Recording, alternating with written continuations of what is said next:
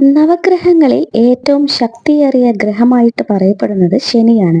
ശനിയുടെ പിടിയിൽ അമരുന്നത് മനുഷ്യർ മാത്രമല്ല, ചുരുക്കം ചില ദേവന്മാർ ഒഴികെ മറ്റെല്ലാ ദേവന്മാരെയും ശനിദോഷം ബാധിച്ചിട്ടുണ്ടെന്നാണ് പുരാണങ്ങളിൽ പറയുന്നത്. രക്ഷപ്പെട്ട ദേവന്മാരിൽ ഗണേശൻ ബുദ്ധിശക്തി കൊണ്ടും ഹനുമാൻ കായിക ശക്തി കൊണ്ടുമാണ്. ശനിദോഷ നിവാരണത്തിന് ഹനുമാന്റെ പങ്ക് എന്താണെന്ന് നമുക്ക് നോക്കാം. പുതിയൊരു വീഡിയോയിലേക്ക് എല്ലാവർക്കും സ്നേഹത്തോടെ സ്വാഗതം. മുഴുവനായിട്ട് വീഡിയോ കാണാൻ ശ്രമിക്കുക. ഭദ്രേ നാരായണ. ഒരു ദിവസം ശനിദേവൻ ബ്രാഹ്മണ വേഷത്തിൽ കാലചക്രത്തിൽ പ്രവേശിക്കാനായി ഹനുമാന്റെ സമീപത്തെത്തിയത്രേ. തന്റെ കാലചക്രത്തെ തകിടം മറിക്കാൻ വന്നതാണെന്നറിഞ്ഞ ഹനുമാൻ സ്വയം തകിടം മറിയാതെ നോക്കാൻ ശനിദേവനോട് ഉപദേശിച്ചു.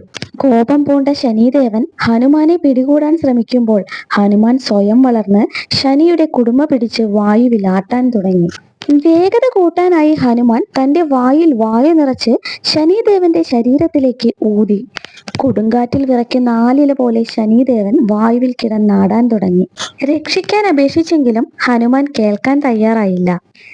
ശനിദേവൻ ഗണപതിയെ വിളിച്ചു കരയുന്നത് കണ്ടിട്ട് ഹനുമാൻ മനസ്സലിഞ്ഞ് ചില വ്യവസ്ഥകളിൽ ശനിദേവനെ വിടാനായിട്ട് സമ്മതിച്ചു.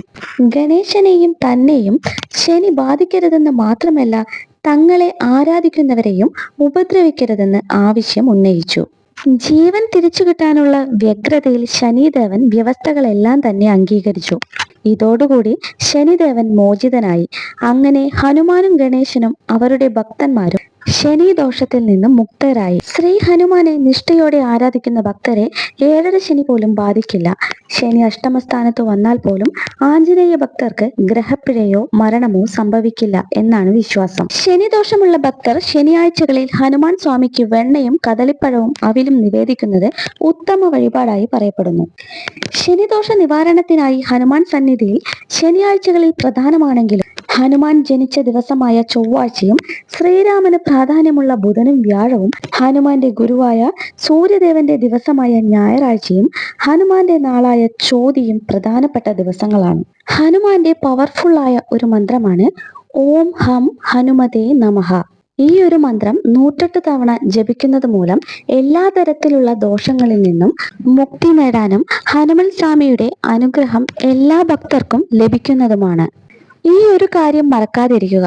ഹനുമാൻ സ്വാമിയെ ഭജിക്കുന്നതിന് മുമ്പ് ഹനുമാൻ സ്വാമിക്ക് ഏറ്റവും പ്രിയപ്പെട്ട ശ്രീരാമസ്വാമിയെ ഭജിക്കാൻ മറക്കരുത്. ആദ്യം ശ്രീരാമസ്വാമിയെ വേണം ഭജിക്കാനായിട്ട്.